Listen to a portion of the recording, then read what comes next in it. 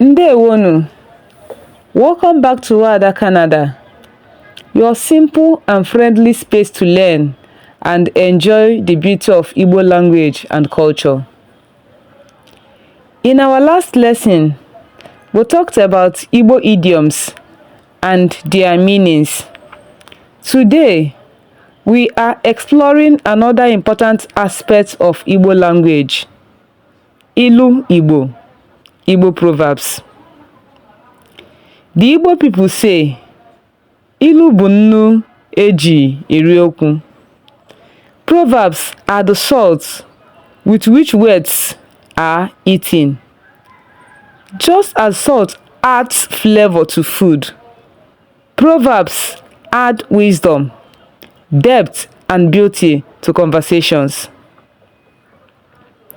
In this lesson, we will look at some popular Igbo proverbs, their literal meanings, and the deeper lessons they teach. Let's learn together. Ka anyị mụkọọ ọnụ. We'll say the Igbo proverb, the literal meaning, and the actual meaning. Ebe bere ugo bere, nke si ibe ya ebe na nku kwa ya. Let kite perch and eagle perch. Whichever says the other should not perch, may its wing break. Live and let others live.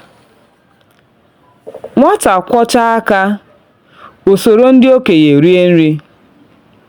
When a child washes his hands, he dines with elders. Good character and hard work earn respect. Anya anaghị ahụ onwe ya. The eye cannot see itself. People often fail to see their own faults. Onye fee eze, eze erue ya. He who serves the king will become a king. Service and loyalty bring rewards. Ugo anaghị eri nri naanị ya. The eagle does not eat alone. Share your blessings with others. Let's repeat the proverbs and their actual meanings only. Ebe bere ugo bere, nke si ibe ya ebe na nku kwa ya. Live and let others live. Nwata kwọcha aka, o soro ndị okenye rie nri. Good character and hard work earn respect. Anya anaghị ahụ onwe ya. People often fail to see their own faults. Onye fee eze, eze erue ya. Service and loyalty bring rewards. Ugo anaghị eri nri naanị ya. Share your blessings with others. That is it for today's lesson on Igbo Proverbs.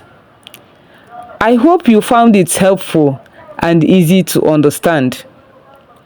Kedu ilu Igbo nke kacha masị gị today? Tell me in the comments below.